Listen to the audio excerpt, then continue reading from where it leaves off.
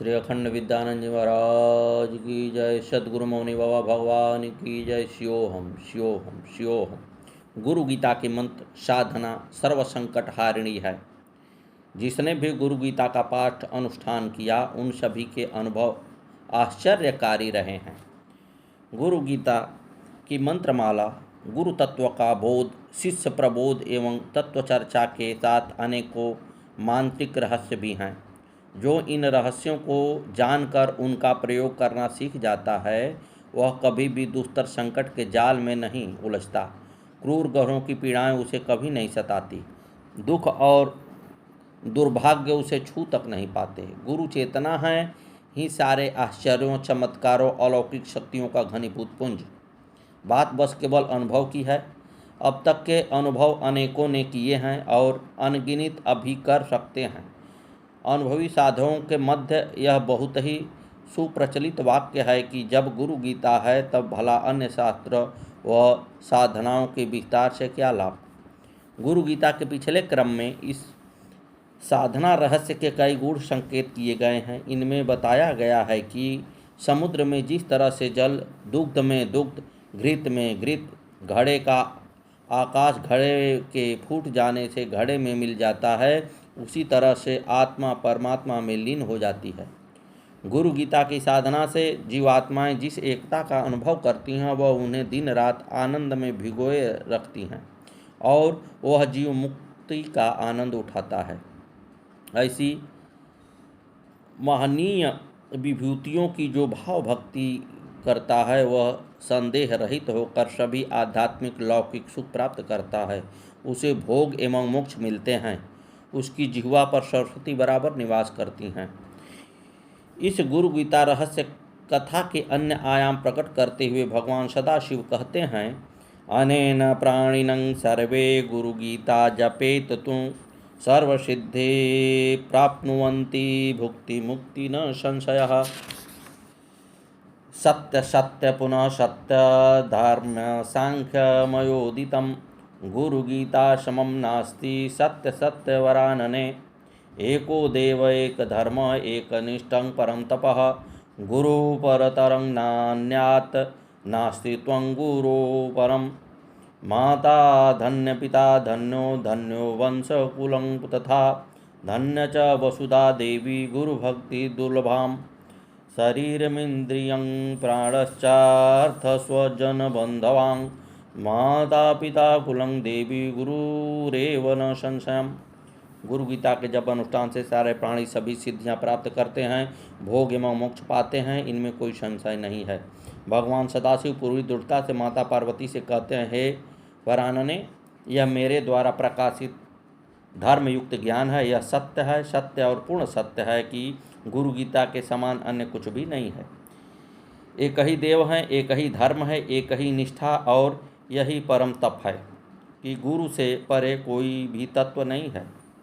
गुरु से श्रेष्ठ कोई तत्व नहीं है, गुरु से अधिक कोई तत्व नहीं है। हे देवी, गुरु भक्त को धारण करने वाले माता पिता कुल एवं वंश धन्य होते हैं, क्योंकि गुरु भक्ति अति दुर्लभ है। हे देवी, शरीर, इंद्रियां, प्राण, धन, माता पिता, कुल, स्वजन, बांधव सभी सदगुरु की चेतना का ही तो विस्तार है, इसमें कोई संशय नहीं है। भगवान सदाशिव के ये वचन अकाट्य हैं। कोई भी व्यक्ति इन्हें अपने जीवन में परख सकता है। बस बात गुरु गीता की साधना करने की है। यूँ तो साधनाएं बहुत हैं, हर एक का अपना महत्व है, सभी के अपने अपने विधान एवं अपने सुफल हैं, लेकिन इन सब की अपनी सीमाएं भी हैं। प्रत्येक साधना अपना अभिष्ट पूरा करके चूक जाती है, परंतु गुरु गीता का विस्तार व्यापक है। इससे कम में अभिष्ट तो पूर्ण होते हैं, साथ ही वृत्तियों भी निर्मल होती हैं। अंत में सद्गुरु एवं परमात्मा दोनों की प्राप्ति होती है। यह बात इतनी खरी है कि जब कोई जहाँ भी चाहे इसे आजमा सकता है। ऐसे ही अनुभव महाराष्ट्र के परम भक्त विष्णु शंकर को हुआ था। विष्णु शंकर सामान्य गृहस्थ थे। उनकी जीवन यात्रा सामान्य जनों की भांति साधारण चल रही थी। घर परिवार की मामूली उलझनों के साथ सब कुछ ठीक था। थोड़े बहुत उतार चढ़ाव तो आते थे, पर अभी तक ऐसा कुछ भी नहीं हुआ था जिसे अघटित कहा जा सके। पर दैव का कोप कहें या दुर्विपाक, एकाएक सब कुछ उलट पुलट गया। समय का फेर जिंदगी में होता है ऐसा लगने लगा। ग्रहों का क्रूर दशा साफ नजर आने लगी। खेती, घर, काम काज, रिश्तों का संसार सब कुछ टूटन दरारें नजर आने लगी। हानि, षड्यंत्र और अपमान से विष्णु शंकर का जीवन गिर गया।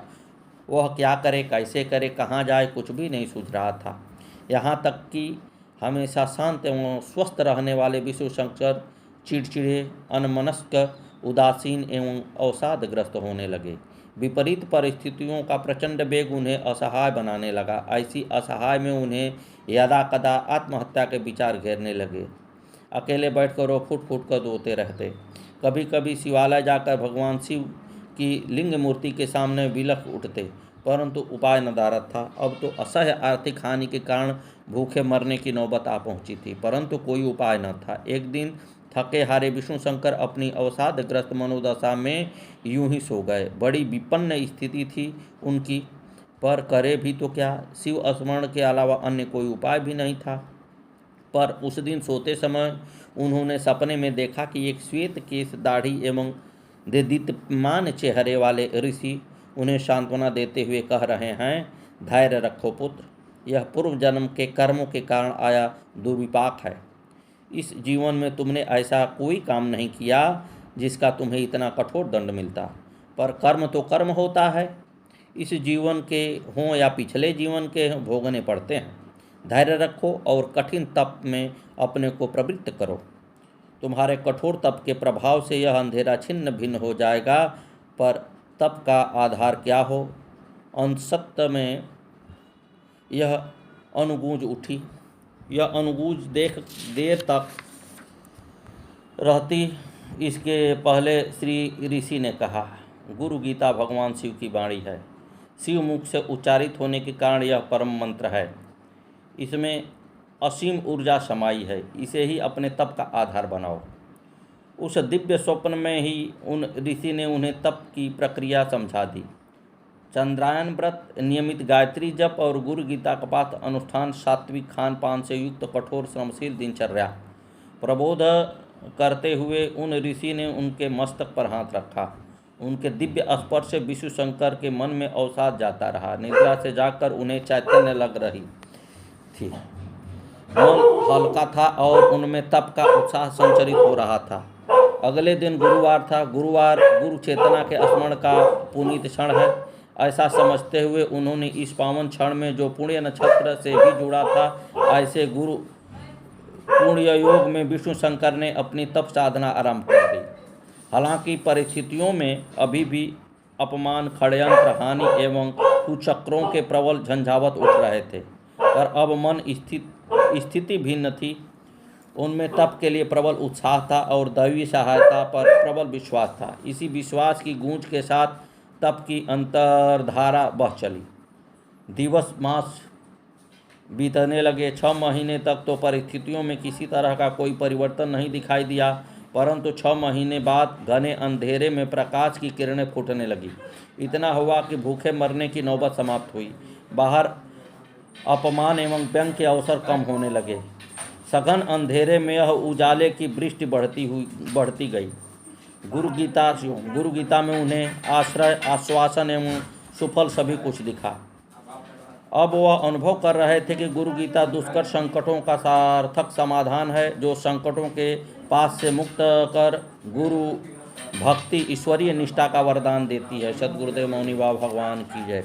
आगे गुरुदेव की लीला सुने। यह बहुत पुरानी बात है। जब तक गुरु जी बुलंदशहर क्षेत्र में आए न थे, ग्राम रुकमपुर की रहने वाली एक वृद्धा जयदेई ने मौनी बाबा की याद करते हुए कुछ इस प्रकार बताया। एक समय हमारे गांव में मौनी बाबा पीपल के पेड़ के नीचे रहते थे। बाद में पेड़ के पास एक फूस की झोपड़ी उनके लिए डाल दी गई। एक बार मौनी बाबा ने झूला डाला। वे सवा महीने झूले पर खड़े रहा करते। इस प्रकार उन्होंने ठंडे सी साधना की। पैर भी सूज ज़्यादा करते थे। वे रात को भी लेटते नहीं थे, खड़े ही रहते थे। कभी कभी वे सवा महीने मौन रह जाया करते। जयदेई कहती हैं कि वे उनकी झोपड़ी सकेर कर चौका लगा दिया करती थी। कभी कभी वह अपनी छोटी सी भतीजी को साथ ले जाती थी। बाबा उसे खिलाते, खूब उछालते थे। वे कीर्तन किया करते थे, ओम हरि का नाम बोलो, सीता सीताराम बोलो। गांव के सब लोग आ जाते थे और उनके साथ मिलकर कीर्तन किया करते थे। मौनी बाबा भिक्षा करके लाते थे। उन्होंने सातों जात का खाना खाया। मिट्टी का एक छोटा सा घड़े बर्तन में वह सब मिलाकर कुत्तों को भी खिलाते थे। एक दिन गांव में आग लग गई। लोग इधर उधर भागने लगे। मौनी बाबा बोले, अरे भागी ना, बुझ जाई। वे कुछ मंत्र पढ़ने लगे। बस जरा ही देर में आग सारी बुझ गई। वे कहती हैं कि अब इतनी वृद्ध हो गई हूँ, पड़े पड़े उस समय को और उनके याद करती रहती हूँ। वे भी क्या सुनहरे दिन थे जब बाबा हमारे गांव में रहते थे। सतगुरुदेव भगवान की जय। श्री मौनी बाबा भगवान की जय। मौनी बाबा ताजपुर आते तो मास्टर खड़क सिंह के यहाँ ठहरते। परिवार में सबकी मौनी बाबा में बहुत श्रद्धा रहती। परिवार में सब उनके भक्त थे। इनके चाचा जी तेजवीर सिंह अपनी गांव की ज़मीन बेचना चाहते थे। इनके पिता खड़क सिंह चाहते थे कि ज़मीन किसी बाहर वाले को न बेची जाए। वे अपने भाई की ज़मीन खरीदने के लिए तैयार भी थे, परंतु चाचा जी अड़े हुए थे कि भाई को न दूंगा, चाहे दूसरे को कुछ कम दाम में ही क्यों न बेचना पड़े। आखिर उन्होंने किसी के नाम बैनामा कर दिया। एक दिन जब मौनी बाबा ताजपुर आए तो खड़क सिंह ने अपनी समस्या उनसे कही। सब कुछ सुनकर मौनी बाबा बोले, अरे ठीक हो जाई। सोमवार के दिन भोजताल जाकर भभूति बाबा को नहला आइहा। गुरुदेव के आदेशानुसार इनकी माताजी ने सोमवार को भोजताल जाना शुरू कर दिया। वे भभूति बाबा की समाधि पर जल अर्पण करके आया करती थी। अभी तो 3-4 सोमवार ही बीते होंगे कि किसी कारणवश वह बैनामा वापिस हो गया और आखिर चाचा तेजवीर सिंह ने वह जमीन अपने भाई खड़क सिंह को बेच दी। मौनी बाबा तो स्वयं समर्थ थे और भक्तों के समस्याओं का निदान भी वह स्वयं ही करते थे, परंतु करते थे किसी की आड़ लेकर। उनकी आदत थी कि किसी और को आगे कर देते थे और स्वयं उनकी ओट लेकर भक्त का कार्य कर देते। इसी प्रकार भभूति गिरी बाबा की ओट में उन्होंने समस्या का हल कर दिया। वे कार्य तो स्वयं ही करते, परंतु सेहरा कभी अपने सिर न बांधते थे। सतगुरुदेव भगवान की जय। श्री मौनी बाबा भगवान की जय। मौनी बाबा भगवान के आदेशानुसार इनके घर गुरुवार को कीर्तन होता है तथा जन्माष्टमी के दिन बड़ा कीर्तन होता है। मौनी बाबा ने कहा था कि चाहे वह आए या न आए, 5 भजन अवश्य गाया करो। अतः तभी से इनके घर हर गुरुवार को 2 घंटा कीर्तन होता है। पुराने दिनों को याद करते हुए मास्टर इंद्रपाल सिंह कहते हैं, बहुत पहले यहाँ एक बाग था जिसमें मौनी बाबा कुछ समय तक रहे। उनकी दादी मौनी बाबा के लिए मट्ठा और गुड़ रख आती थी। वे भोजन भी ले जाया करती थी। धीरे धीरे उनकी देखी देखा गांव के अनेक लोग भोजन ले लेकर जाने लगे। तब मौनी बाबा ने वह स्थान छोड़ दिया और अन्यत्र कहीं चले गए। उस समय को स्मरण करते हुए मास्टर इंद्रपाल बताते हैं, एक बार दादी ने मौनी बाबा के लिए भोजन भेजा। वह किसी पर्व का दिन था और घर में खीर पूड़ी इत्यादि बनी थी। इनके चाचा कुंदन से भोजन लेकर पहुँचे तो मौनी बाबा ने पूछा, गैया को भोजन दे दहला? कुंदन सिंह ने मौनी बाबा को बताया कि गैया को भोजन देने की तो मुझे याद ही नहीं रही। मौनी बाबा कुछ न बोले और चुपचाप भोजन कर लिया। वे बाबा को भोजन कराकर जब घर लौटे तो देखा कि जो पकवान वे मौनी बाबा के लिए ले गए थे वही पकवान गाय को खीर में पड़े हुए थे और श्यामा गैया बड़े चाव से उसको खा रही थी। घर में मालूम करने पर उन्होंने पाया कि किसी ने भी गाय को ये पकवान नहीं दिया है। सतगुरुदेव भगवान की जय। उस समय मौनी बाबा एक लंगोट में नंगे बदन रहा करते थे। जाड़े का मौसम आया, कड़ाके की ठंड पड़ने लगी। मौनी बाबा उसी प्रकार एक लंगोटी में ही तपस्या में लीन रहे। इन लोगों ने देखा न गया तो उनके लिए एक रजाई रख दिए।